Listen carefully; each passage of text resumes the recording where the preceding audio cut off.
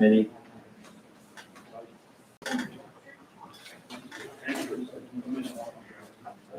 Ron and Jerry, can you hear us okay? Are they on right? If they dialed in and it, you know. Jerry or Ron, are you there? We can get started.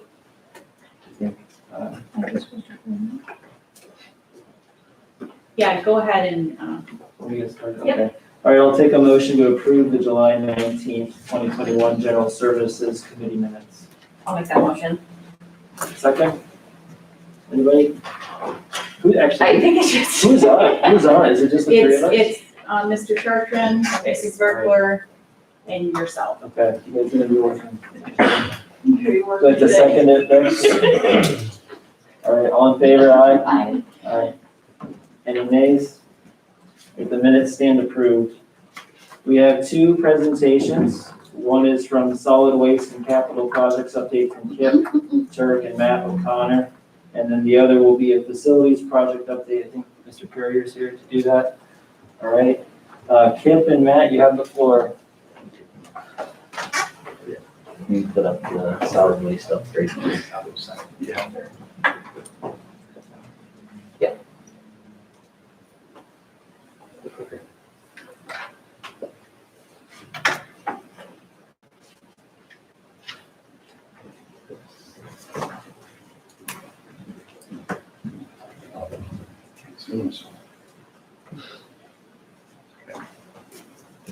Don't need it though. Okay, so we started out, and things have gone fairly well as far as, the construction phase goes.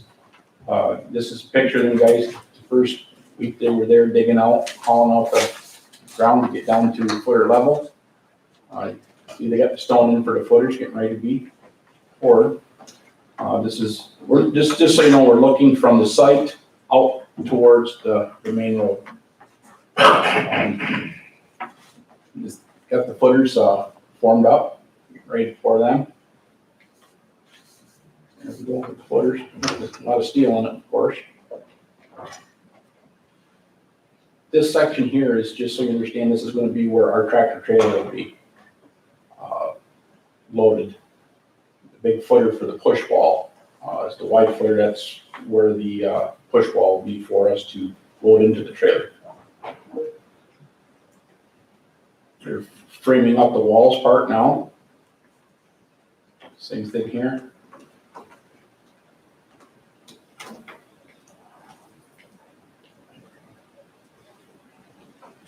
Doing the doors there. Walls after they're stripped. It looks pretty decent. It looks like a lot of wall when you go up there. Now with the hole, it's a big hole with a lot of concrete in it, but you won't see a lot of it after it's bag filled. There again, that is the opening to where our tractor will be parked as we're going to be loading it. That's the outside door on the north side, so we can get into the bay of our trailer, our trucking trailer. This is the floor level right here, where our tractor will be. Do you want me to leave that there, Ryan, or? Yeah. So, can we transition to, you got one more slide there. Do I? Okay. Yeah. Yeah, and this is a ditch that's going out towards, Exit. B12. It's going to be a retaining wall, more or less. And go to PDF real quick. Here you go. Okay, so can I see the little pointer? Yep. Or maybe, yeah. All right, what we had originally designed was, whoop. This laser or pointer or anything?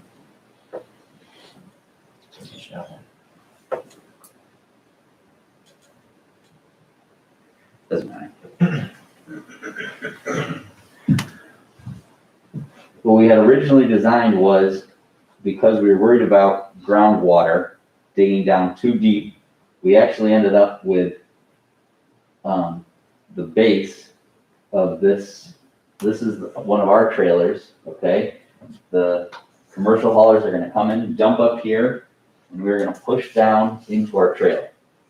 Because of groundwater, we ended up having to have the floor higher than we wanted, which would have meant we would have had to have a 4-foot ramp, actually a 4-foot ramp here to push up and over into the truck. Once we got digging down, working with the contractors, we realized that we could use a strip of insulation that will allow us the floor to go lower without needing 2 feet of gravel as protection. The insulation will do what the gravel would have done to protect the floor. We can go down another 2 feet, reducing the size of the ramp 2 feet. So that's what we wanted to talk about today is potentially spending a little bit more money to fix that problem. Can you go back to the, there we go.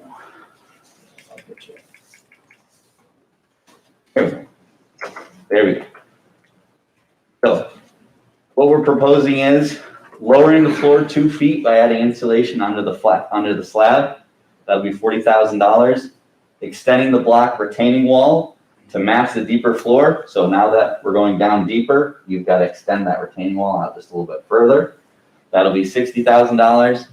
And the third item has really nothing to do with our engineer or our contractor or anything. The state DOT is telling us that our new connection onto Route 26 is going to require a box culvert that's going to cost us about $16,000. So total request is $16,000. After today, if that's the direction the board wants to go, we'll put that in a resolution for full approval at the September 7th board meeting. Just to remind everybody where we started and where we're at, our original project budget for everything was $1.755 million. Our original CNS contract was 1.23. We did do a change order back in April after, we bid in February and prices had gone up, and we tried to work with the contractor on that. Same with the electric. They were at 58. They went up an additional 10. We're adding now potentially change order number 2. Remaining left in the project budget for the scale house and anything else that could come up with this is $315,000, which should still be enough to complete everything that we need to complete. So we remain on target with our budget despite this additional cost. Frankly, it would have been in the cost estimate anyway if we were able to go down as deep as we want to do to begin with. So now that we know we can do that, there is a way to do it. We would like to try to more closely match our original design, which is as much as possible a flat surface to dump right down into the our trailer from the top. So that's what we're dealing with. We have Kirk from CNS, which is the general contractor, is here for any discussion questions. And we have Zach from Barton and Judas, which is the project engineer, is here for any discussion or questions as well. So with that, I'll turn it back over to Ian, and you guys can Show me where that block is going, where it's supposed to go. Yeah, I can. Go back, Brian. Well, I was gonna show this one. See how we need a retaining wall to go through. So you're facing Route 26 right here in this photo. In order to get to Route 26, we gotta have a retaining wall out to level to hit Route 26. So it would have been, we would have had a retaining wall anyways. Now we need. It has to drive through bay. Correct. So it's gonna drive up and out, but in order to get 2 feet deeper, we've got to have more retaining wall. See what I'm saying? Does that strike, guys? Well, how come we didn't know about this, potential? We must have known, they must have known about the potential water issue prior to, did they do samples, borings? Yeah. So it must have known. Correct. Yeah. So that's why we thought the only solution was the 4-foot ramp. Once we got CNS on board, they came up with some creative ideas and said, hey, if you want to reduce that ramp another 2 feet, we've got some ways that can be done. And BNL has concurred that it could be done. So they couldn't figure that out beforehand. No. They weren't creative before. Okay. Kip, you think this is a good, good idea, a good plan? Yeah, absolutely. This is what we were shooting for to begin with, as far as how we're going to handle garbage. And the 2-foot ramp, that's fine. Well, are you talking about the ramp? You're talking about the lower down is preferred instead of the ramp, right? That's what you want, or what? Well, the ramp is gonna be smaller. Built the people. So now, what we did is we've gained sight. Yeah. Okay, which is very important. So So- by having the lower ramp, now I've got sight for my people to see what they're doing. Yeah. We're not guessing now where we are. You understand what I'm saying, which is, it saves on beating up the trailer and beating up our machines that we're using. Probably safer too, I would think.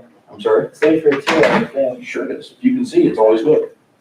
So the net result is, instead of a 4-foot wall that they would have to pick up over and dump in here, it's gonna be 2 feet, right? Correct. That's what we gain.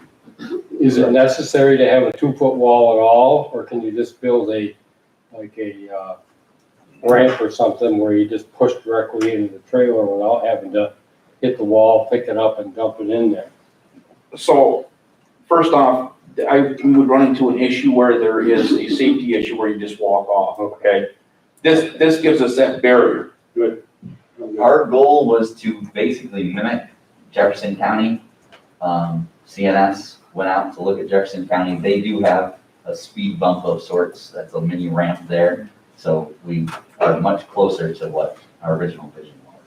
Well, the safety issue makes sense, and if that wasn't the case, it would be nice if you could just push it in, but then you could end up with a loader and a trailer too. Do you use like skid steers to push it off, or something that can lift it? Front end loader, Okay.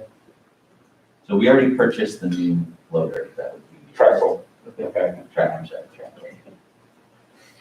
How do you prevent the debris from falling off the side of the ramp as you're pushing it up in? The ramp actually extends over more than what's depicted there. We're actually about 7 inches inside the trailer, and then there's a downward angle chute.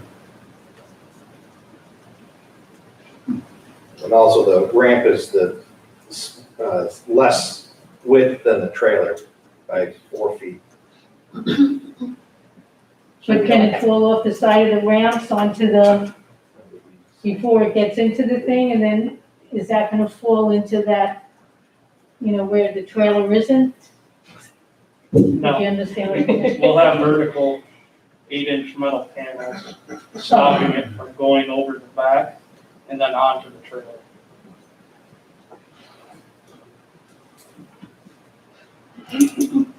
All right, any other questions?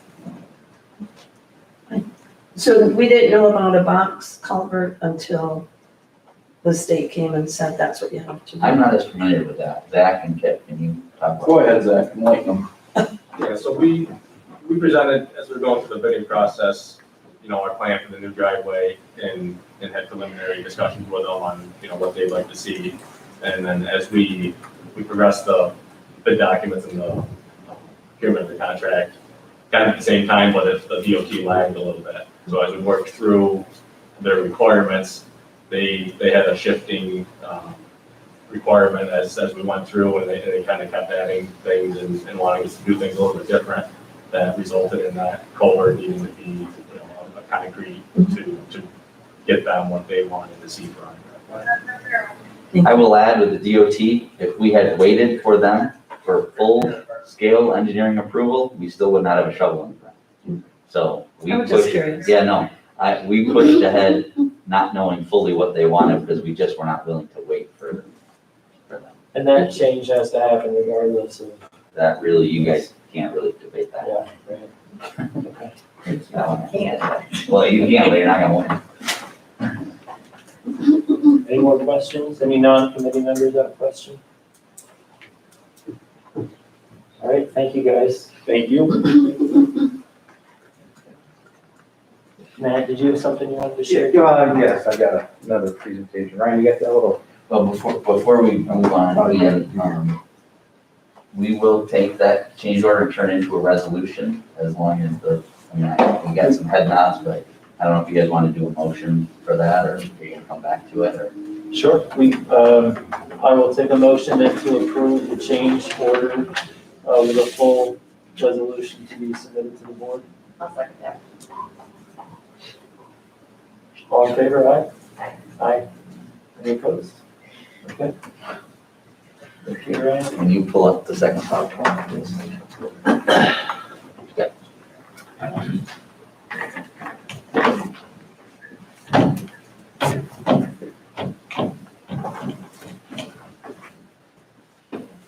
So this is part of the PSP boilers, this is the boiler room in the PSP, and this is just to show you some of the old equipment that's in there.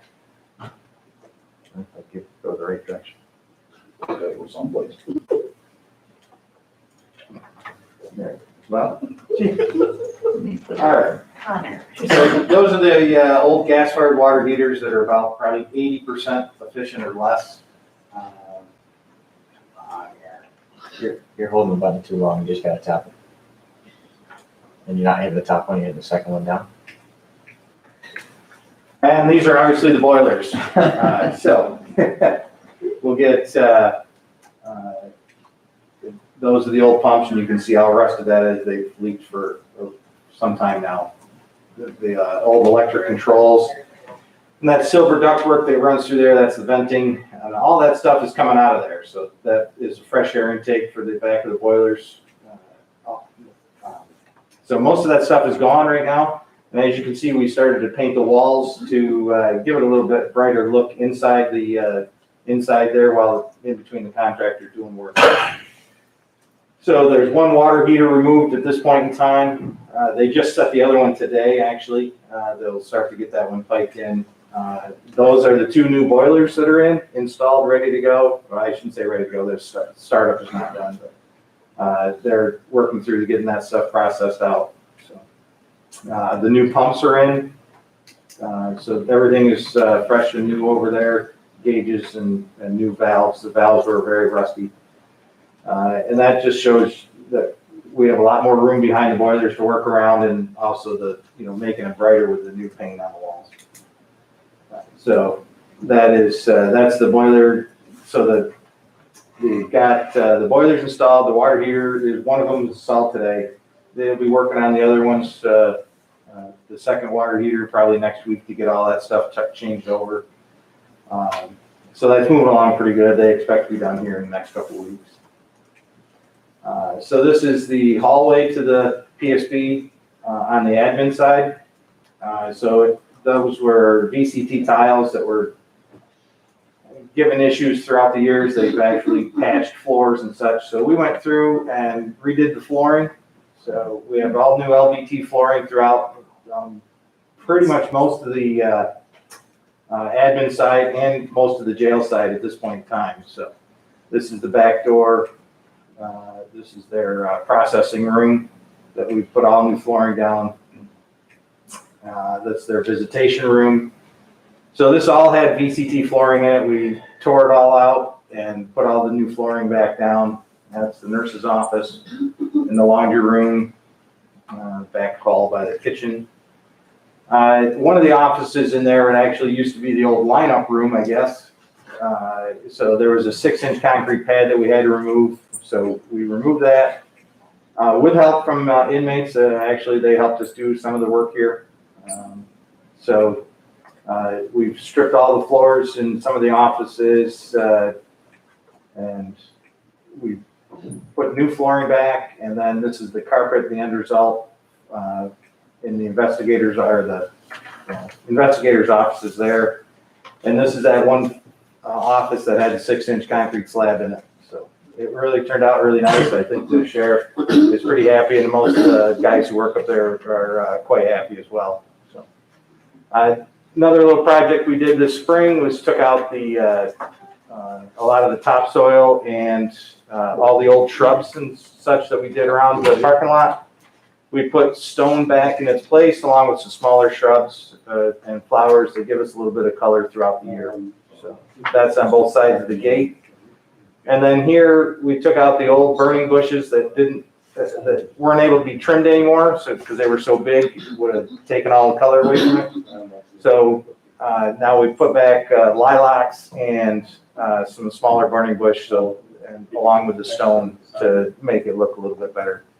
Okay. So, and then this is the railing outside, between the parking lots, so we painted that up. I just threw that in there as quick, so. So the guys have been doing really good. We've got a lot of projects ahead of us and we try to keep going, trying to keep ourselves updated for a long time, so it's a work in progress. Thank you, Matt. Any questions from the committee members? No, looks great. No questions, very nice. Good job. All right, we'll move on then to the facilities project update from CNS companies. What was that? I got some handouts. Okay. Sorry.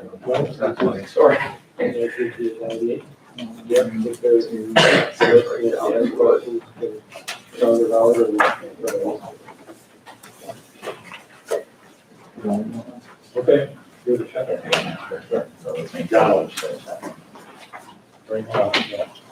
I've got one extra. Couple of presentations. Okay. Okay, good afternoon, everyone. Just a reminder, my name is Patrick Courier from CNS Companies, and we've been working here the last couple months there on the 2022 Facilities Improvement Project. Been meeting with different departments, going through the concept plans that we initially put together for the county. And now we're into design development, and we're revisiting the different departments to make sure that we're on track with what was approved by the county legislators for the scope of the project. As we were doing that, I'm just going to go down here with a few bullet items. We met with the outdoor services departments, which we're referring to the old highway garage now for now as outdoor services, which would be soil and water, parks and recreation, as well as USDA, certain area for them. And then there'd be additional storage area. But it'll be primarily, the whole building will be primarily for those three departments. We are looking at storing possibly a tractor trailer within the building that's part of the highway division. As I was meeting with Michelle, Jackie, and Tim, we tweaked a few things out, but nothing really changed. We added just a little bit of square footage, but it was pretty minor to the plan. So the concept was pretty well on with the conceptual plans. We've got 493 square feet allotted for USDA. I think there's maybe some, maybe Ryan can explain. Do we know exactly how much is that going to be sufficient? We don't? Or? Yeah, so currently, there is no one working at USDA in Melville because we hired one of them up in planning and another one quit, and they were without a director there before. So we don't have a local contact right now. When it comes to their lease agreement, Joan and I let the USDA in Washington know when we were renegotiating their lease that they will be in a new building, and at that time, they were, okay with that. Now, specific layouts and specific, we want, cubicles here and files here, we haven't had anyone to talk to about that. So that's something that Joan and I are gonna have to, through the lease negotiation process, reach out to somebody from Washington and figure out what's going on. Jackie also gave us a contact of the Jefferson County USDA, so we're gonna try to work through them. But as of right now, their space is basically just a big square, and it can kind of stay that way until we figure out what they want. And if they want less space, then that's fine. We will certainly use it. So, but last we had talked to the folks in Washington, they did want to move with us to the new location. Great, thank you, Ryan. In the next bullet item, I've been working with Matt O'Connor. Also, he's been very helpful throughout the process from looking at things from a constructability standpoint. As we're starting to lay out wall sections and materials, we're looking at sustainable materials that, will maximum benefit for the value and the cost. So we're working on that. Within this package, there is some wall sections. I gave you a few that I'll get to here is floor plans and wall sections, just to give you an idea of where we're at on things, but there's a lot more than what's right in this package naturally. What we're trying to do now is we've moving into our mechanical, plumbing, electrical layouts, and that's at the point of where we want to make sure that things aren't going to change as far as the layout of the plans. Number 3, highway garage, through a few meetings with Tim, and also Matt O'Connor was in on a few of those. And one of them was with Larry and Jerry and Ryan.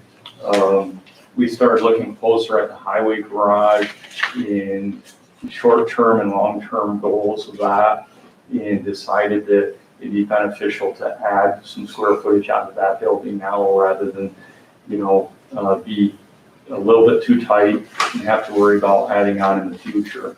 We have room at the site.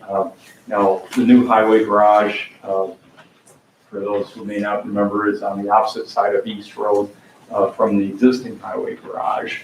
And we have a new wash bay building going up there, the highway garage, and a new cold storage building. So over there on that site, we do have room to expand the building. We've revised the conceptual plan to show the added space.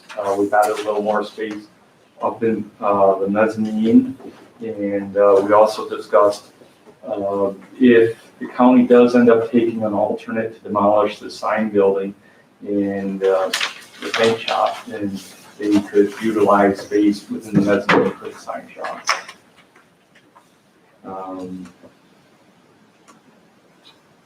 Let's see, down at number 4, wash bay building.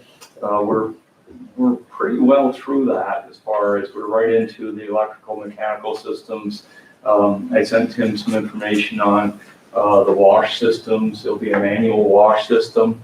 Right now, the only outstanding action item on that is how we collect the sand, because they're going to be opening the dump truck boxes in the winter time. There's going to be they're going to empty them outside the building, but once they get into the wash building, there still will be quite a bit of sediment.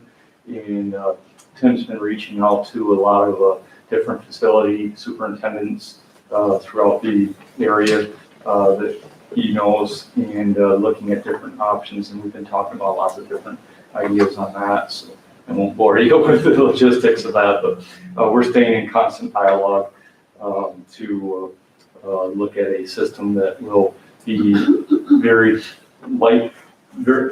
less labor intensive, and more just easily they could go in with a skid steer and scoop the sand up. What we don't want is for us to need labor every day to hand shovel sand out of the wash bay, because in the wintertime we're plowing every day.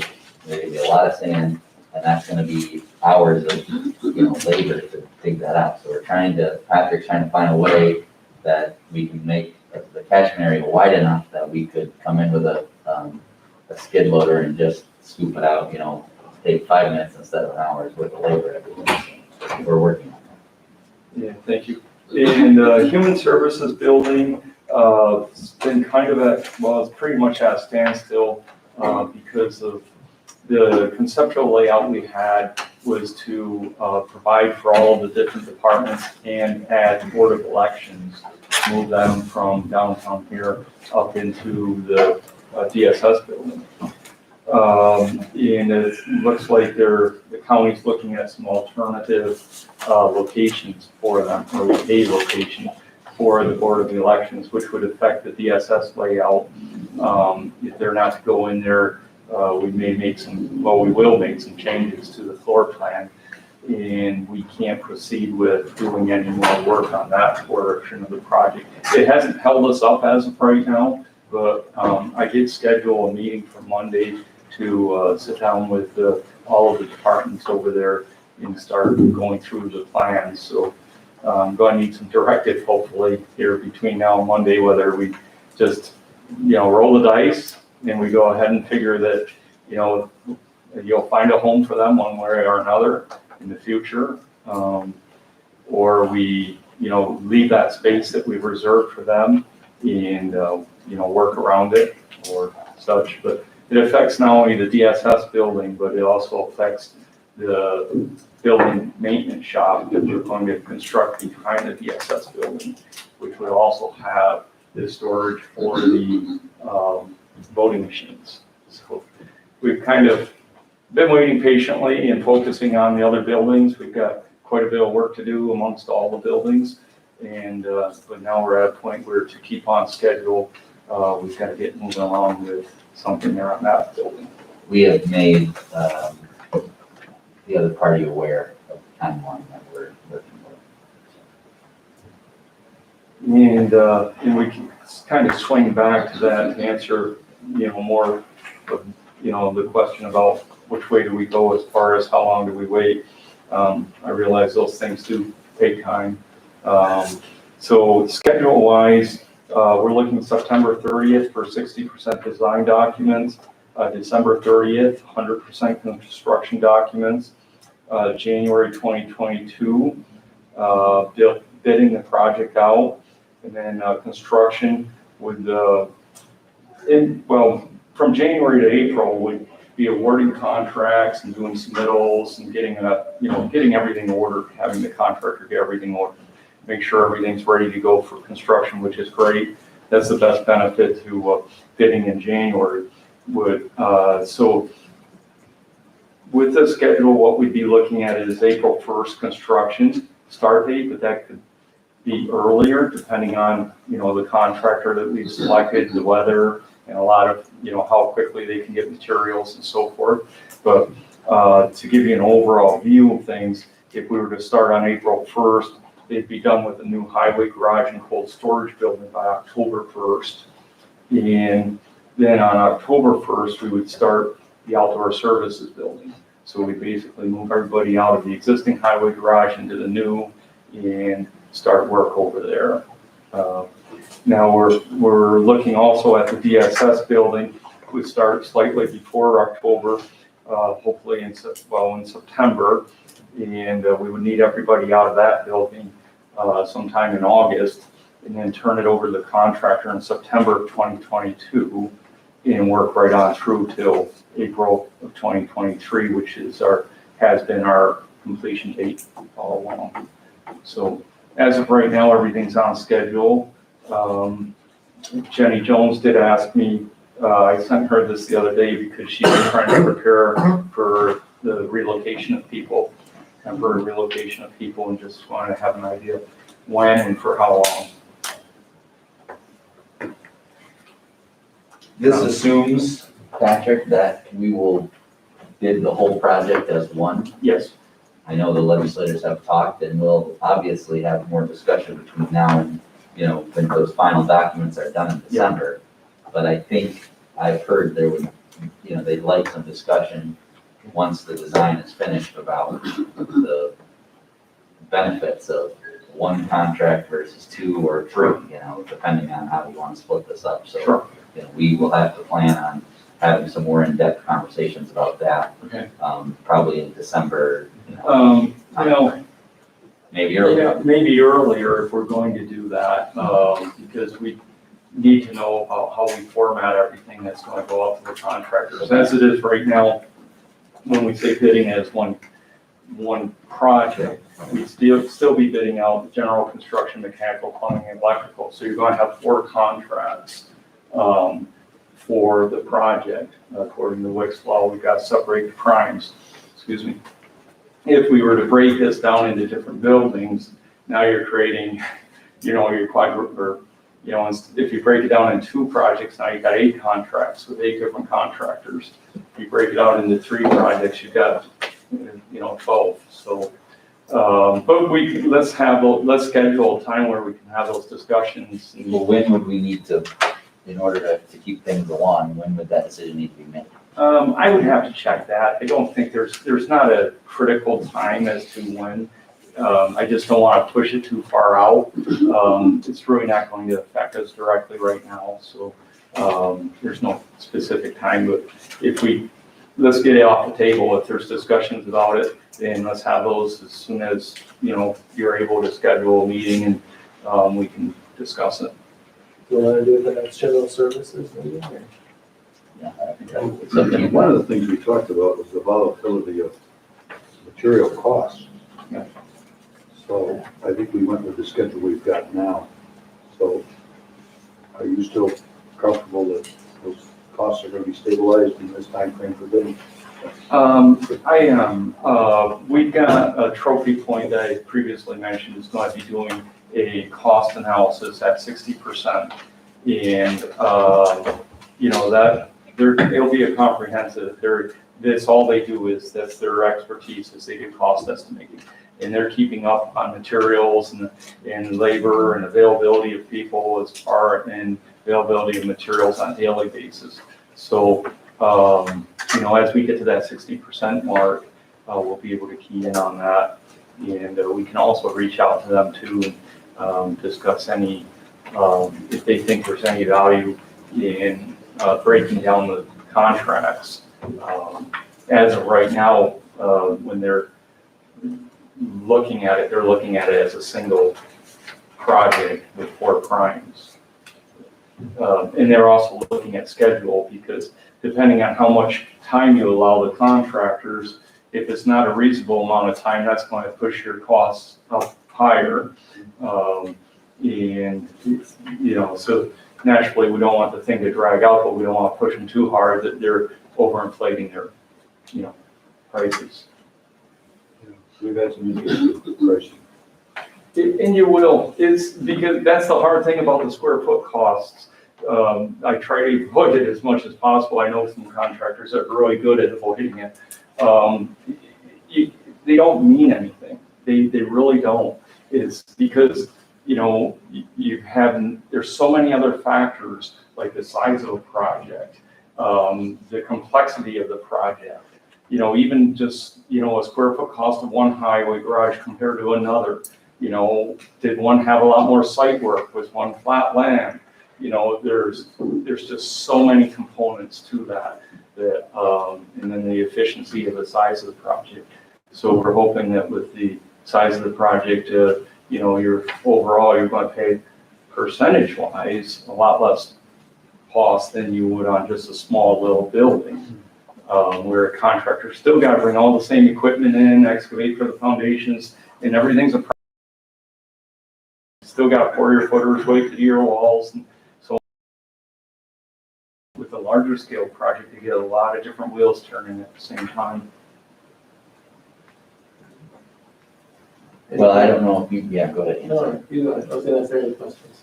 Well, I was gonna say, is that a discussion, a debate you guys wanna have, or is everyone okay with one bid here? I mean, if it's your recommendation that would be the most cost effective, let's get things going. I think it would make sense if we have 3 big projects going out simultaneously that if the work is held up at one place, it's the same company, they maybe go. So I would be for one bid. What do you think, Greg? I don't agree with that. You want to have a discussion next time? You betcha. Okay. All right, that'd be great. 3 projects, 3 bids. Sounds good. We'll talk That about way it. you get the best deal. So Patrick, can you talk with Trophy Point and come up with some pros, cons, and then at the September meeting, which will be the 3rd Tuesday in September, we can come back and if there's possible to get some of the materials out ahead of time, we can come in ready for a debate, and kind of decide. That way we're not holding up you guys from the design. Sure. Okay. Thank you, Patrick. Thank you.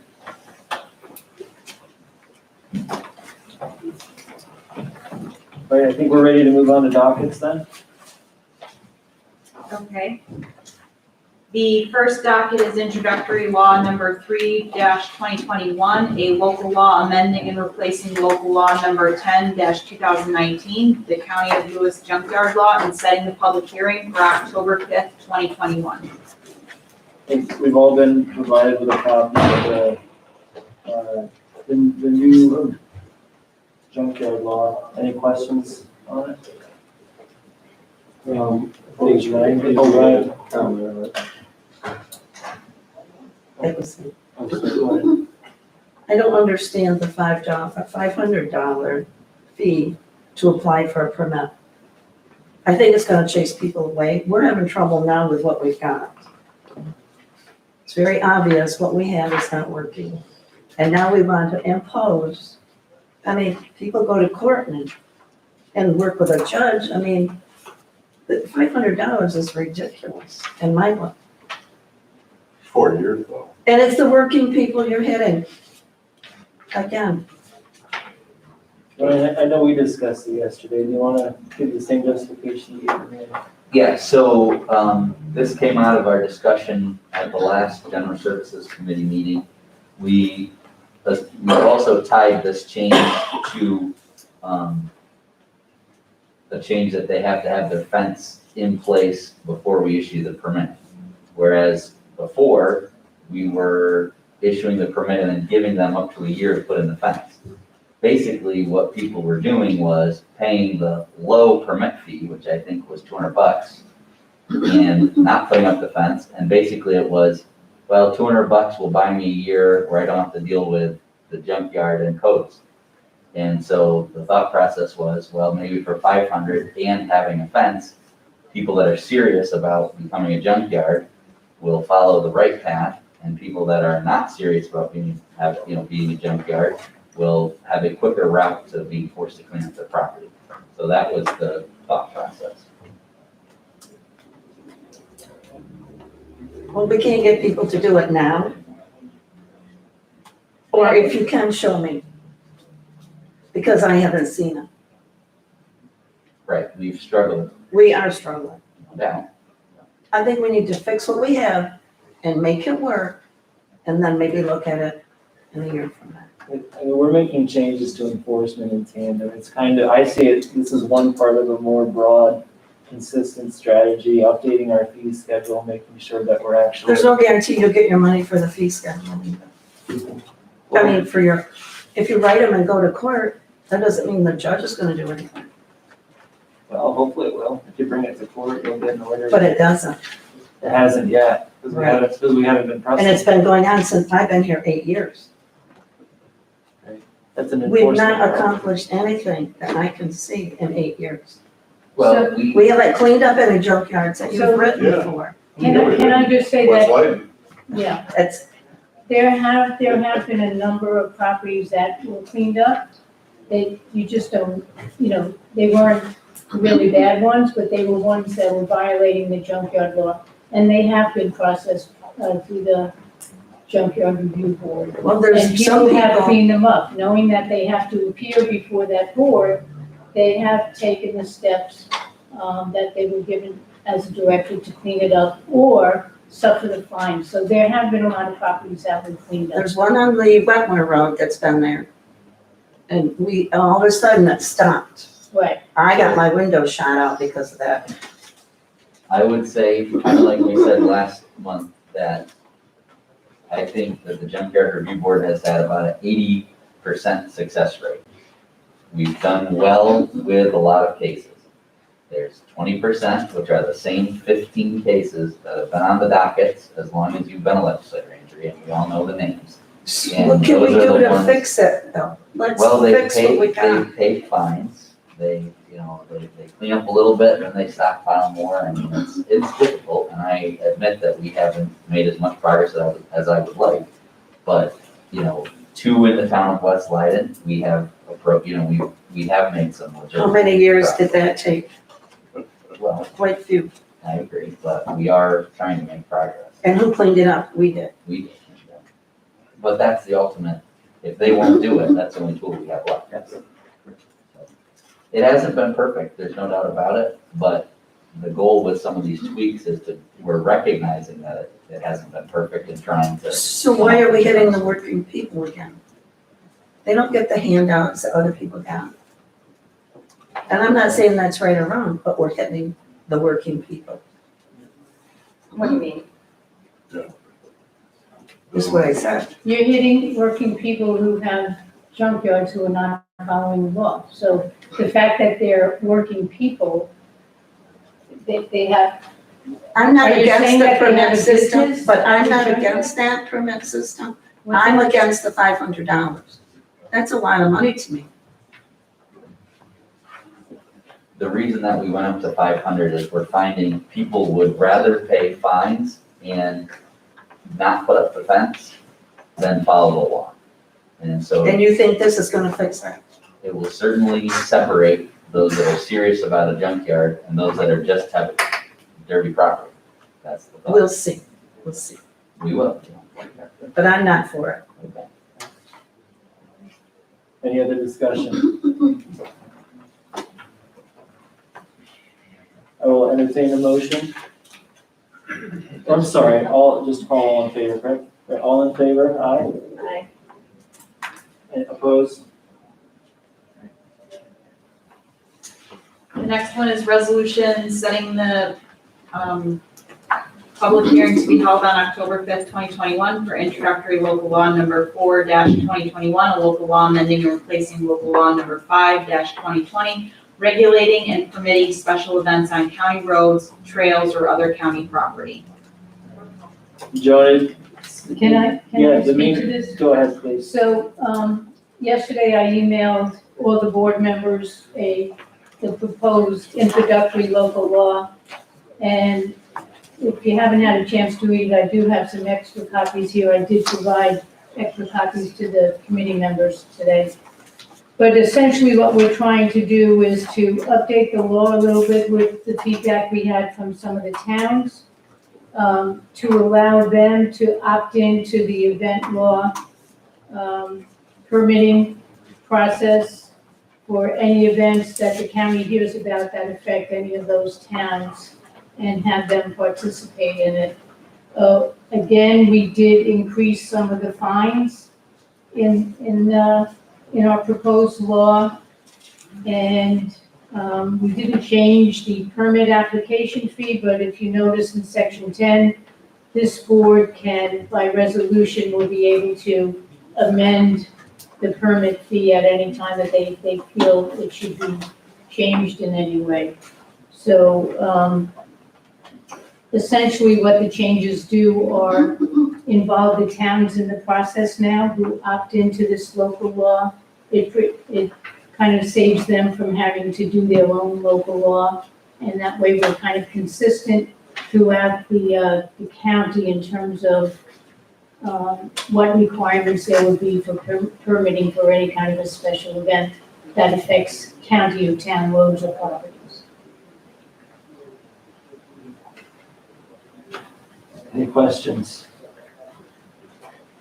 All right. All in favor? Aye. Any opposed?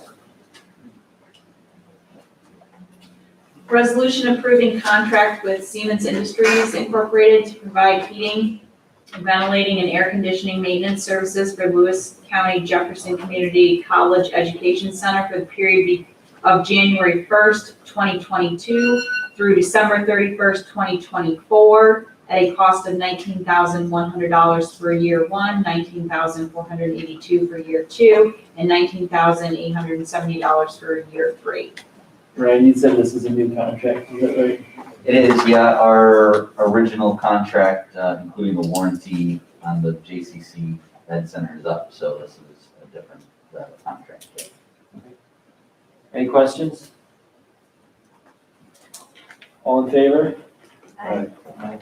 Opposed? Nay? Anybody? Resolution authorizing and approving an agreement with Hill High Excavation LLC of Clayton, New York to repair the driveway at the Lewis County 911 Osceola Tower site at a cost of $35,400. Any discussion? All in, Is this capable for any of our folks to do? I mean, we've done some road work and stuff before. Would it save us any money? We can do it, but we, This is I paid, don't think we're gonna be able to get our road work done this year. Okay, that's the question I'm asking. and just a reminder, Dick, this is paid through, 911 911 funds and the PSAT grant. Okay. Actually, that's coming up here, so it's not county funds. Okay. I mean, not that we only approve, but it's a Homeland Security one, is that right? it's when you dial your phone, your phone bill, you get a charge to maintain 911 emergency systems. That's all part of the grant that we get for the town.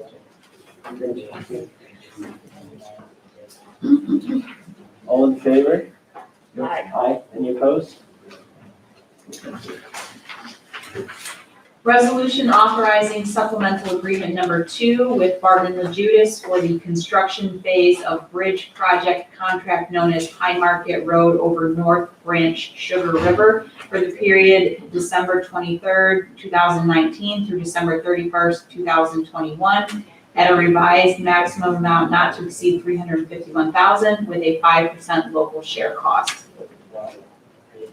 Any discussion? This bridge is finished, isn't it? Oh, wow. It is. Completely.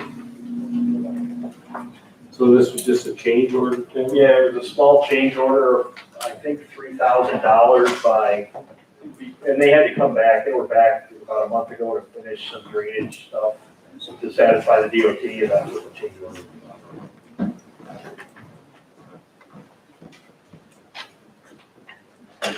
All right. All in favor? Aye. Any opposed? Resolution authorizing agreement with the Northern Border Regional Commission for a 2021 State Economic and Infrastructure Development Grant Award for the telecommunication infrastructure project of $263,053 with a local share match of $65,763. Any discussion?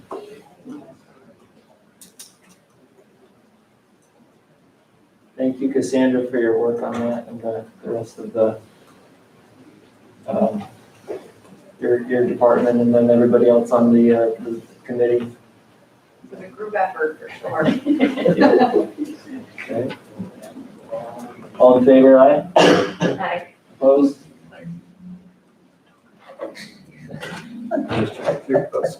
Resolution authorizing agreement between the County of Lewis and New York State Housing Trust Fund Corporation with Snowbelt Housing as a subrecipient administrator and approve the budget appropriation in the special grant fund account for the amount of $377,239.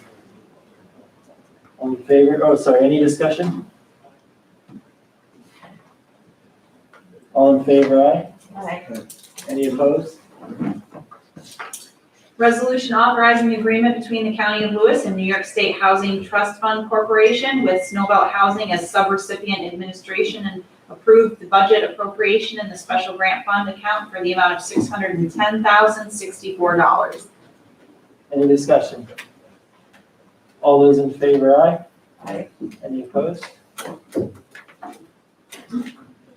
Resolution to appropriate funds in the Planning Department Special Grant Fund accounts for New York State CDBG Micro Enterprise Grant in the amount of $200,000. Any discussion? I have a question, Sandra, what's that gonna be used for?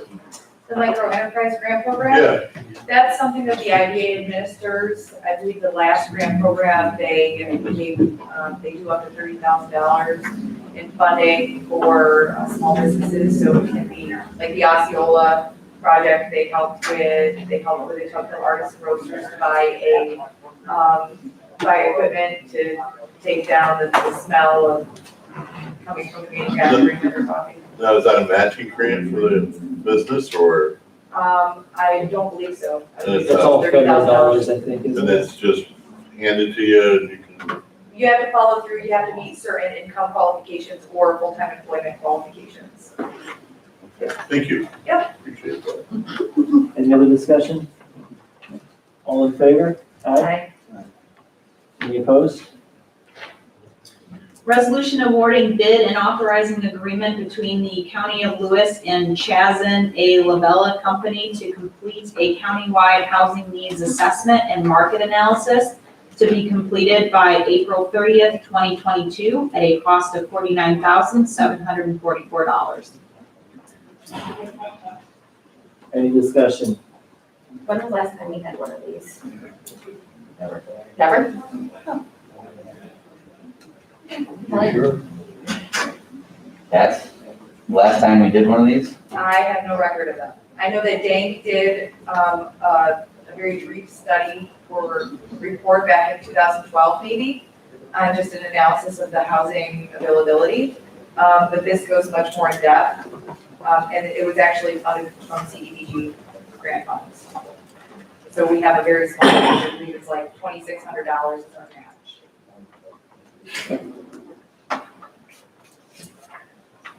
All in favor? Aye. Aye. Any opposed? Resolution authorizing a memorandum of understanding between Lewis County Department of Recreation, Forestry and Parks and Board of Cooperative Educational Services for access to county property for forestry student and authorization for Recreation, Forestry and Parks Department to participate in BOCES internship program. Ryan, you said this is a continuance of what we've already had. Yes, we have been working with the forestry program for many years. They use our property as part of their excursion, hands-on learning. And then obviously we take, some of their kids in internship too, so. Do we have any students at the JCC building to do forestry, or do they not do that? Their plan is to move the forestry program up there eventually. As of right now, it's still in the Glenfield site. Great, thank you. Any other discussion? The liability is carried by BOCES, we're just offering access to our land. I didn't hear it.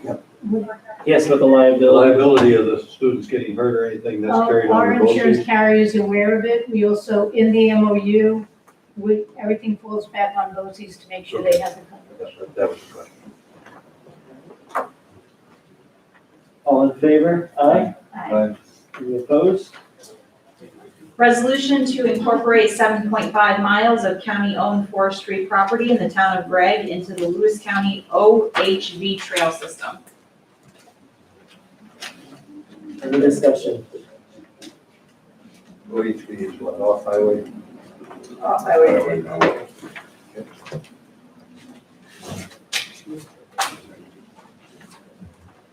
All in favor? Aye. Aye.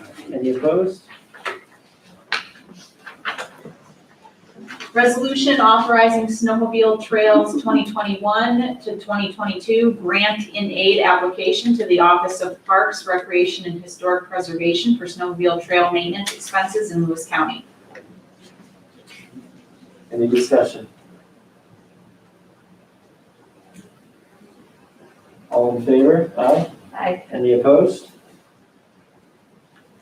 Resolution authorizing agreement between the County of Lewis and the New York State Division of Homeland Security and Emergency Services to accept grant award funds of $227,334 for the Public Safety Answering Points Grant Program and approve the budget appropriation and transfers in the E911 accounts.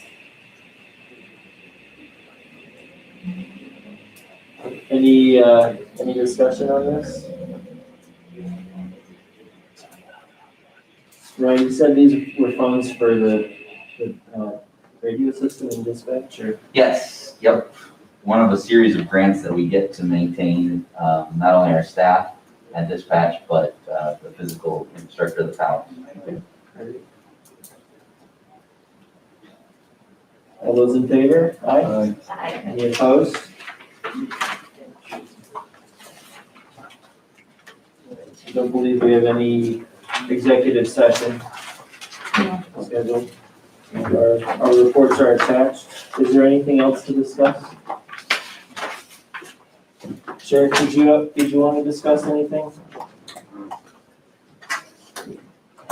How's the floor up at the public safety jail? What's that? How's the floor up at the jail? Is it looking good? Well, the budget came out very nice, it was much needed, it's been a long time at that, so. I think one thing I was talking about the drill that we did, the water rescue. Mike was up there, Mike can expound on it a little bit, but there was a drill done for dive team again involving other agencies, and there's quite a lot of agencies involved. And it went out very well, except for one piece of equipment, and we'll talk about that later on, but go ahead, Mike, I'll let you cover the bit. Sure. Last week during the Black River, the sheriff's county dive team held a practice simulation with, supposedly 2 people in the water down off the Banana Road. And, we had all met at the Greenman Fire Hall prior. We had a briefing on what was going on. We responded, the Forest Ranger responded with their air bolt. DEC responded with 2 bolts, along with the dive team and, the Greenman Fire Department. It's, it's a practice drill. We went to numbers, bolt launch, and went up further. Other than mosquitoes being pretty thick, it went very well. Radio communication was really compared to what it was years ago. And the coordination of the whole thing is really coming together a lot more now. Excellent. Great, keep up the great work, thank you. If there's not anything else, I would entertain a motion to adjourn. Second by Lisa. There's no discussion, so we just vote, right? Okay, all in favor? Aye. We're stand adjourned, thank you.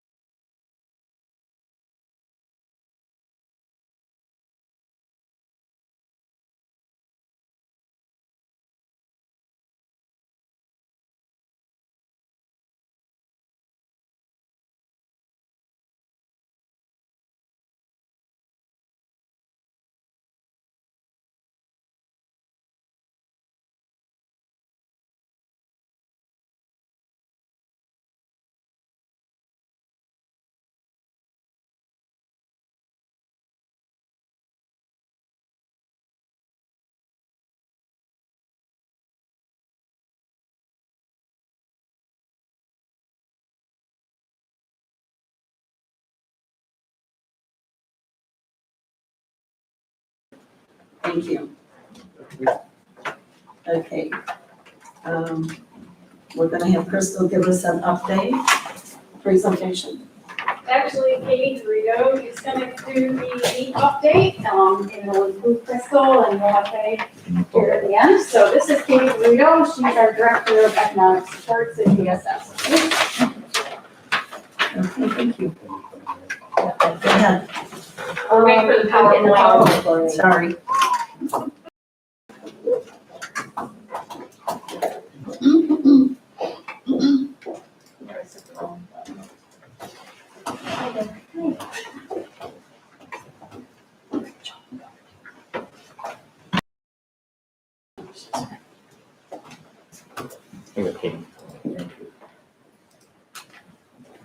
Okay, so this is the Home Energy Assistance Program, also known as HEAP. The Home Energy Assistance Program is a federally funded energy program intended to provide assistance to low-income households in meeting their immediate home energy needs. Our HEAP program is comprised of 4 different components. It's regular HEAP, emergency HEAP, heating equipment repair and replacement, and cooling assistance component. Regular HEAP is designed to decrease a household's energy cost. Regular HEAP benefits are structured to ensure that the highest benefits are paid to those households with vulnerable individuals with the highest energy costs. Also included in the regular HEAP program is what we call Clean and Tune. This benefit is designed to clean and tune an eligible household's primary heating equipment. Clean and Tune is meant to prevent more costly repairs under our TURB program. We have emergency HEAP, and it's a benefit designed to meet a household's immediate emergency energy needs. The emergency benefit component has been designed to resolve energy crisis situations, including heating, fuel shortage, and utility shutoff emergencies. This component requires the clients have received a regular HEAP benefit and have exhausted those benefits. In the past few years, there have been actually 3 rounds of emergency HEAP per season. The PER component, which is a heating equipment repair and replacement, we have a component that this benefit is available to assist homeowners in repairing or replacing primary heating equipment when the equipment is inoperable or unusable and is in need of repair or replacement. This component has the most requirements for clients and the district to meet, as the maximum benefit amount being paid out is $6,500. We also have a cooling component. It provides air conditioners or fan to HEAP eligible households that include an individual with documented medical condition that is exacerbated by extreme heat. This is the 2019 HEAP season versus 2020-21 HEAP season, which is the current season we're in. These numbers were up to July 31st of 2021. Our current HEAP season ends August 31st. So last year was 1.9 million, 1.94 million in regular HEAP benefits in Lewis County.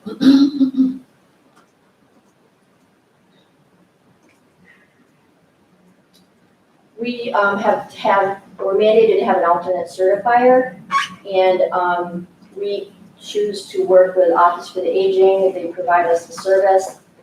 They're the agency that helps with anyone over the age of 60. They're responsible for providing outreach and intake sites for regular and emergency HEAP benefits. Alternate certifiers are responsible to assist clients in completing applications and collecting documentation. Alternate certifiers are responsible to send all applications and supporting documentation to DSS for determination of eligibility. Alternate certifiers may not determine eligibility, they're just there to assist the clients. Last year, OFA assisted us with 333 applications.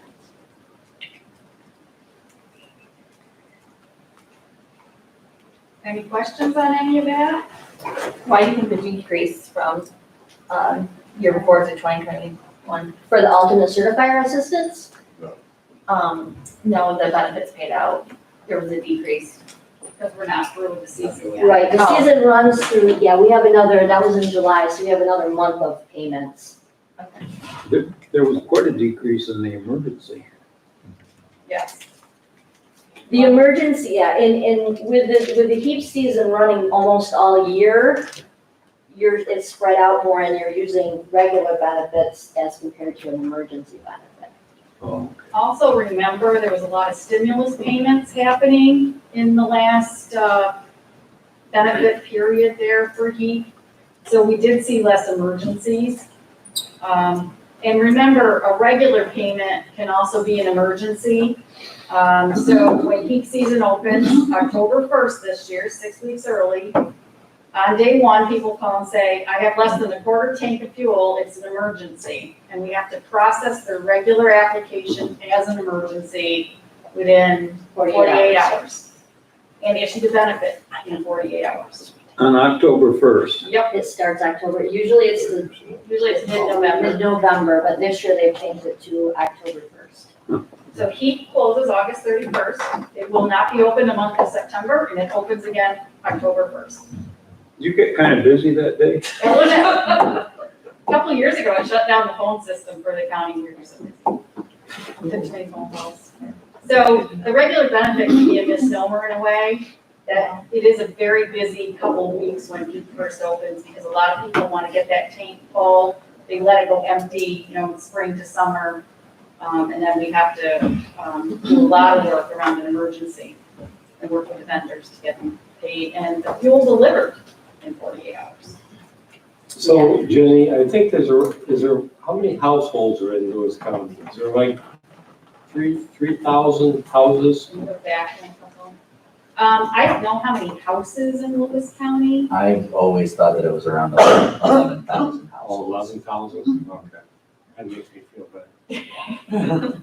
Yeah, so about a tenth of them there, so. And these are the benefits that were issued. We still have ones that were denied or, those numbers aren't on here, but they're not, payments weren't made, but there are more applications than just what the numbers are up here. And, some of this goes to National Grid or NICEAG, but most of it's to the local fuel delivers. You could buy wood, you can buy pellets, whatever your main heating source is. We even have a couple polls still. Do you encourage local vendors? We have a local vendor list, and they have to use them to, They have to have a contract with Lewis County. Actually, Lewis County has to have a contract with the state to participate in the heat program. So the vendor would have to sign up with the heat in Albany in order for them, not just anyone is a heat vendor. but most of them do. There's a lot of wood vendors and all that in there. It's a good source of revenue for Right. those businesses. That's what I'm Guaranteed payment. hoping for. And I know, Phil, I think it was last year before, you had called about someone whose furnace was broken and we weren't helping them. She mentioned the primary heating source, so if your pellet stove breaks, but you have a furnace, you just don't want to use it because you don't want to burn the fuel oil. We can't help you because you have another heating source for repair or replacement. So you can't just get a free one if you have to. And a lot of people do that, right? They have the pellet stove or the wood stove and the furnace, they just don't want the fuel costs, Right. because they have free wood. So that gets a little tricky sometimes. Why the change in timeline? Good question.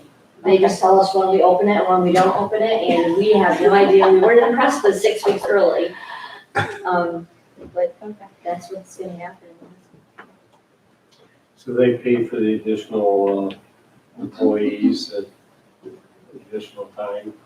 We get HEAP administration money every year, and it offsets the cost of the employees, almost 100%, depends on how many we have to regulate into that. It also covers the cost of the contract with Office for Aging for their alternate certifier systems.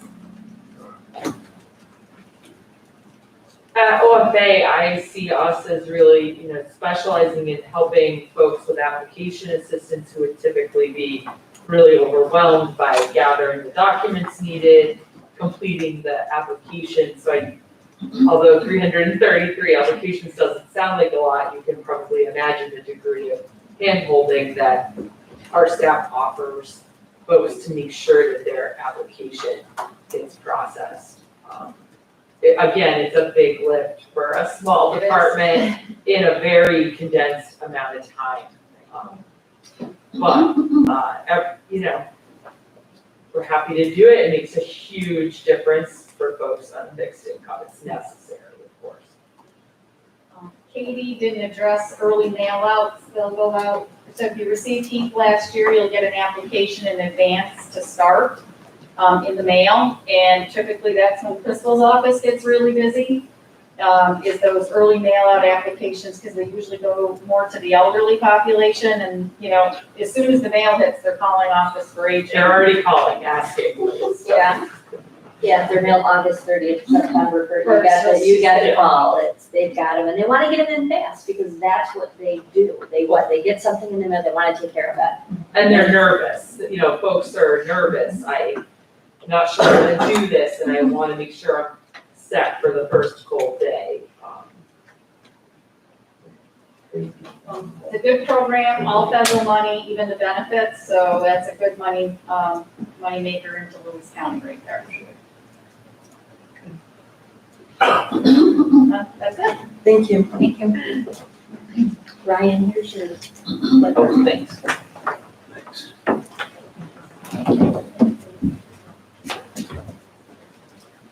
Ashley is here. I'm probably catching you off guard. Do you want to talk to us about COVID or your office and how that's working out, or Sure, I can give you guys an update maybe? an update. I don't know if Ryan just sent you guys one yesterday, but it'll be about the same thing.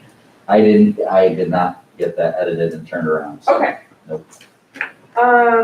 So our cases have trended up over the last 3 weeks. We had 39 last week with a percent positivity of 4.7%. We are seeing some breakthrough cases is what they're called, so they're fully vaccinated individuals that are getting COVID. They are generally very mild, and it's not just Lewis County, they're seeing that around the state. So the important thing to know is, a lot of people will say, well, why am I gonna get vaccinated if I can get COVID anyway?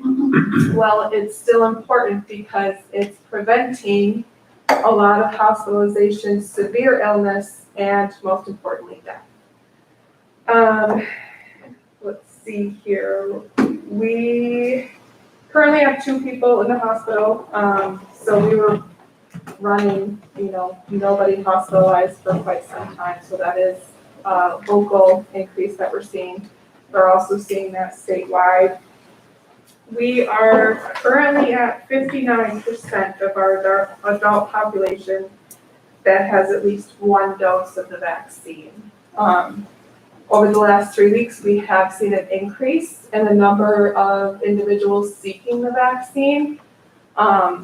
It's interesting that it's directly correlating with the rise in cases as well. But there are more industries moving towards mandating the vaccine or having the weekly testing. And actually just yesterday, Governor Cuomo announced that he would be mandating it for healthcare workers. So this is something that we're still, awaiting official guidance from the state as far as what they're defining healthcare workers as, who's going to fall into that bucket, and obviously how we're going to implement that. The other thing that they announced just recently was that a 3rd dose of the vaccine could be given to immunocompromised individuals. So we've received a ton of calls at the office in regard to what that means for the general vaccinated population. It's not saying that we need a booster dose. So a booster dose indicates that the vaccine efficacy or immunity is waning in a healthy individual that's vaccinated. That's not the case at all. That's not what the data is showing. What the third dose for an immunocompromised person is doing is providing them an extra boost because they don't have an immune system that could build the proper antibodies to begin with just the 2 doses of the vaccine. So the state did just come out with official guidance as to how we will implement providing those third doses for individuals that qualify as being immunocompromised, which is a very strict list. So we need to verify a few things in our office, and then we will put out some messaging in regard to that. Ultimately, our message is going to be for those individuals to work with their healthcare provider to, number 1, determine do they need the third dose? Number 2, what would be the best time? Because generally speaking, these individuals are on medications or some kind of therapy to suppress their immune system, so it's important to time the vaccine so that those treatments or medications are not going to interfere. Let's see here. I think that is it for that. We are, we've gone to some farmers markets to provide the vaccine. Thank you, Lisa. We're going to Krogan Street Fair next Thursday to provide the vaccine. We're continuing our clinics at the firehouse. Like I said, the numbers that we're seeing they're slightly increasing, but it's still an increase. So I still find value in going out in the community and providing that service. And then, as it has been for the last month and a half now, we are also taking appointments in our office for the vaccine. We're really incorporating that into our back to school vaccines, which are typically busy this time of year anyway. And as with the rest of our clinics, we are seeing an increased interest in the COVID vaccines along with the back to school vaccines. So, any questions? What would the symptoms be of a mild case of COVID? How would someone know about that? They range widely. So it can be anything from gastrointestinal symptoms, the nausea, diarrhea, to cold-like symptoms, runny nose, cough, sneezing. Sometimes it's just headache and being run down. But these cases are generally not short of breath or, somebody that needs to go to the doctor because they feel so ill. So that would be a mild case of COVID. How do we compare with our volume of cases with St. Louis County and Jefferson County? Obviously, they're bigger, but percentage-wise, how do we compare with them? You mean percent positivity? Yeah, I guess that, yeah. So, we've always tended to be higher than they have. Some of that I think is due to our low volume, especially right now. We have fairly low volume of individuals being tested without the free community testing going on. So obviously lower numbers being tested, probably just your symptomatic individuals being tested is going to drive our percent positivity higher. But overall speaking, we have tended to have a higher percent positivity than Jefferson or St. Lawrence County. How would someone know if they were immunocompromised? I can't even say it. Yeah, we have so if you're on high doses of corticosteroids, then you would be considered immunocompromised. There's very specific health conditions. You would know if you were immunocompromised. And it's not just slightly immunocompromised. So, being elderly with heart disease and diabetes doesn't necessarily mean that you're immunocompromised. Somebody who's moderately to severely immunocompromised has to be careful, to not get an infection because that individual would become very ill. So they take extra precautions to begin with. They would know. They would know. That's good. Thank you. Andrew, can I ask a question? Sure. Have you had some conversations with the superintendents and school boards lately? We met about 1 week ago, and we're meeting again on Friday. So initially, just kind of going over what their questions were in regard to the CDC guidance. They were going back to their boards, their school communities to look at the plans that they will be putting in place, and Friday we are expected to go over what those plans will look like. Do you think your office, at least from the feedback you've had so far, you feel you're prepared for, I guess, whatever responsibilities will fall in your office, just with the reopening plans? I'm sure you're making recommendations too. But... Yeah. Great, thank you. Good question. No. News that there was 14 cases here. You mentioned 39. That was for all of last week. All of last week? Yep, now so that would 14. be Monday to Sunday. So now there's 14 is, 14 would have been Friday, Saturday, Sunday, Monday. okay. So, then, but last week it was 39, but it was Monday through Sunday. Yes. So you're counting Friday, Saturday, and Sunday again. No, so what I just reported to you was my weekly tracking of cases in Lewis County. What's recorded on our website with the media polls, that had been only reported on Mondays and Thursdays. We're going, because of the rise in cases, back to our Monday through Friday reporting. So, Monday through Friday. yeah, so they're two different data sets. Nothing is being double reported or. Well, that 14 doesn't seem that, I mean, St. Lawrence County had 140. Jefferson County, I think, had 60, so I didn't think we were doing that quite as bad as either one of those. No, not Numbers. volume wise, but I mean, when you look at our population compared to them, we should be lower. And on the breakthrough ones, I got a question on that. Yep. How many of those were you compromised individuals? You keep track of that? We do keep track of it.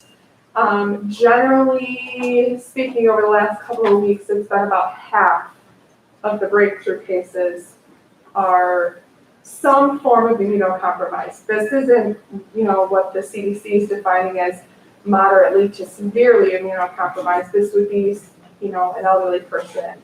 That's because their system that is compromised and it doesn't pick the vaccine up as well. Correct. They don't produce a good immune response like somebody who has a well-functioning immune system.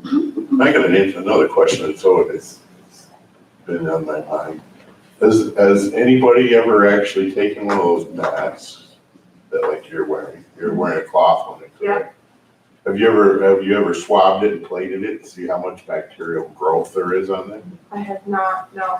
Do you know of anybody who has, or taken the cloth one and plated it to see what kind of? I'm sure someone on YouTube has. Yeah, I bet you you'd find it quite interesting to see how much contamination there is in one of those masks well, that's that why you're breathing back in. recommend that people wash them. Don't share them. Use disposable is obviously the best option. Best option would be to use one of those paper ones and throw it out every day. Yes. That's the best option. Yep. But you're still, all day long, if you have to wear it all day long, you're still contaminating it and breathing it back in. That's the way I see it, Well, microbiologically. But it's just you, it's not everybody. What? Who knows? They breathe on you. Are you sharing it? I don't know if they breathe on you. They cough. I It's a can't. spray. Yeah, there you go. Doctor calls her. Andrea, I got a question. No, it's micro, is what it is. Go ahead, Dick. Yeah, have you ordered that trailer that we talked about a couple weeks ago yet? No, so, there's a process that, so we apply to the state applies to the CDC to say, okay, yes, you can go ahead and do this. And then obviously the whole purchasing process, and then we would still need to wait for it to be built. So we have not gotten the official word, to go ahead and purchase that from the state. Look, it's gonna be paid for locally, but the state and feds are in charge of the specs for the trailer. Is that kind of what you're saying? Will they pay for it? No, we're not paying for it. It's federal money that Oh, it we is federal pay money. for it.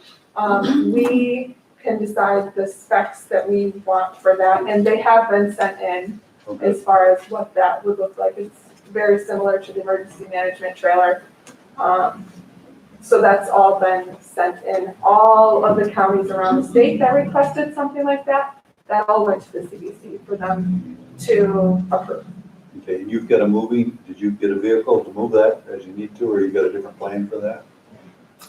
That would be, we've generally relied on county, highway trucks. Or a sheriff or somebody like that? Okay. Yeah, yeah. Okay, good. Thank What's you. the status with the drive-through clinic? Opens on the 23rd, right, Ashley? Well, it would be on the 23rd. It'd be 23rd. It would be, what's next? Wednesday. Let me find that. The hospital's still working with BioReference, the lab, to get the contract set up. Last I heard, it was potentially as soon as this Friday, but I haven't heard any final word. And it would not be open on Monday. The hospital is going to make an announcement as soon as things are finalized so that the public is aware of when that will be up and running. Any other questions? Yes. Thanks. Thanks, Ashley. You're welcome. Sorry I put you on the spot. Very informative, very good information, actually. Thank you. Okay. We ready for Dockets?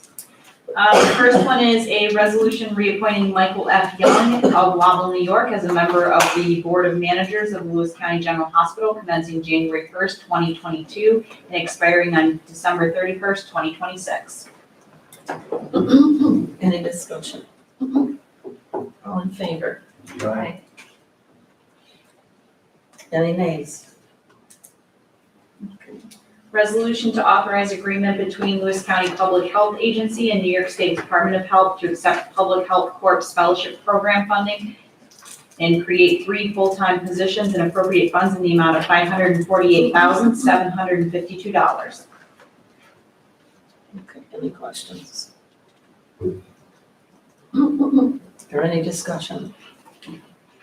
All in favor? Aye. Any nays?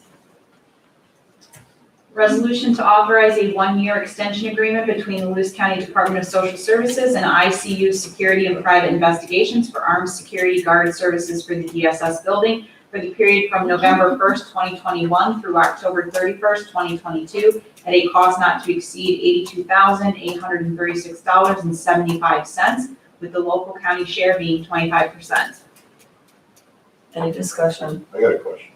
What's that? How much did that increase, Jen? I think we were only at like 65 there a couple of years ago, weren't we? That was the prior vendor. Remember, we had to switch vendors when the company went out of business. This is actually staying at the same exact do not exceed cost, but the prevailing wage rate that he has to pay the armed officers has increased. But we're still holding to that 3-year contract with that not to exceed cost staying the same. A lot of money. Joan, do you remember the prevailing wage for security was, the state set that, what was it, $22 or $24 an hour? Somewhere between 23 and 24, as I recall. And it went up $1.75 or something like that. How does this cost compare with our DMV, Ryan? Do you have that? Yeah, It's the same company. Same company, but DMV is not armed, right? Right, DMV is, They're armed as well? Yeah. So it's the same company? yes. Okay, thank I think theirs was, yeah, it's gotta be exactly the same, it's the same company. I didn't think he was armed on that. you. I didn't either. That was the way it was stated to us. It was not an armed. Yeah, I think it is unknown that. Unarmed. Is this guy, is our guy here? At DMV, at the DSS, he's on. I don't know, I'll have to look it up, sorry. So I would imagine is he wouldn't be paid as highly as someone who was armed. Right. Right, prevailing wage rate would be different. I think the DMV amount is about 65,000 annual, just off the top of my head. That's what I was gonna say, Eric, I was gonna say We just- 65. We just looked at their But it didn't make. next year's budget, so I think 65 is, That probably makes up the difference between the 80 something, yeah. Okay. It's 20 grand. Just to carry a gun. Does he need to carry a gun, Jenny? He also does more hours at DSS, they're limited hours at DMV. So he's not there all the time at DMV, all their office hours? Their office hours to the public are less Right. than. Not by much. What, by an hour? An hour a day. At DSS, they're there 8 AM to 5 PM. With a lunch. No, they cover the lunch. The same guy, he just doesn't take lunch or eats in They the send office. two different guys, because otherwise there would be overtime for us, that's how they work it out. We swap shifts at 12:30. So the guy eats before he comes in at the 12:30 shift, and the guy that leaves at 12:30 eats after that. They do not get a lunch break when they're on site. So I asked that question, do you need, does the guy need to be armed? Or could he just be carrying a taser? Because that wouldn't be armed, really. Pepper spray. And they do have that. The advice when I began looking at this from Buildings and Grounds County Manager all those years ago was that it should be an armed security officer. And that's what I went with. That was just an opinion. Wasn't really Majority- what you find necessary, though. Have you I had, did not. has he had to draw his gun? No, thank goodness, it's There you quite go. a deterrent. As a sheriff, I don't know how many deputies draw their gun in here. Sure, more than once. I'm just looking to see if we can cut the cost by 20 grand. That's about what it'd be. Save the taxpayers some money. Any further discussion? All in favor? Aye. Any nays? Resolution to authorize an agreement between the Lewis County Department of Social Services and Melissa M. Main to conduct assessments on children being placed in a New York State Qualified Residential Treatment Program commencing on October 1st, 2021. Any discussion? I got a question. This one too. Jay. Is this one of your people or it's an outside No, vendor? Melissa Main is an outside licensed clinical social worker with prior experience in child welfare services. So in order to do the assessments for the QRTPs, Qualified Residential Treatment Program, you have to meet very specific criteria. And Melissa Main is out of Madison County, and she meets the specific criteria. So we don't have anybody here in Lewis County? Yes, we do, Dr. Sam, RKA Associates, and they're going to also participate as being a qualified assessor. Oh, so you're gonna have two. We'll have a choice, yes.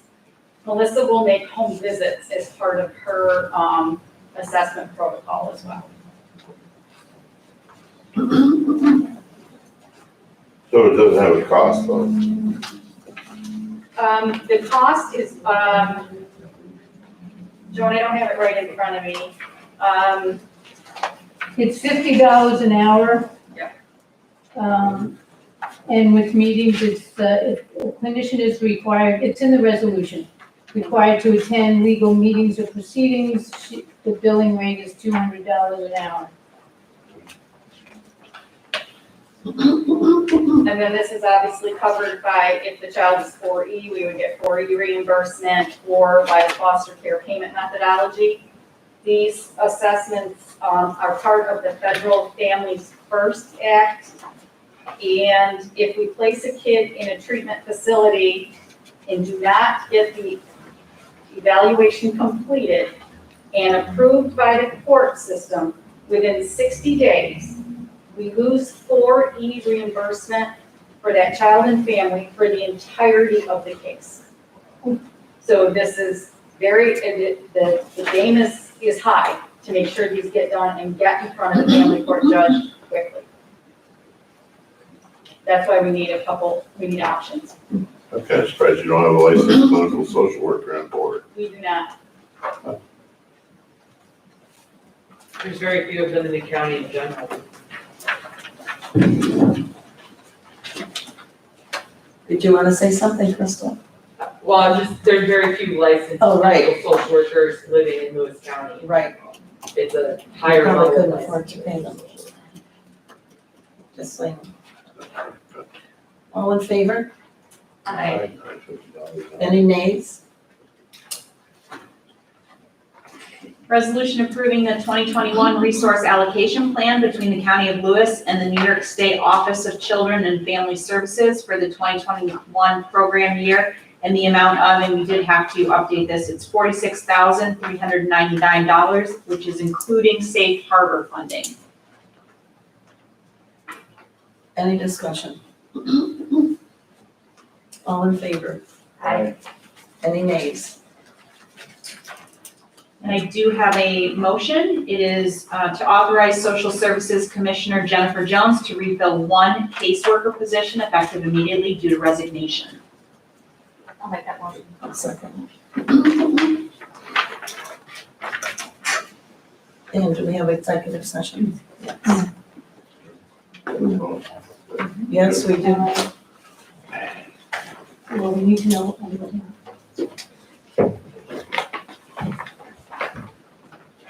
Oh, yes. It's a executive session based upon a personnel matter. So I need a motion.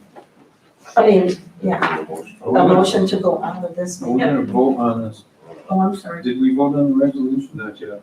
Oh, Yeah.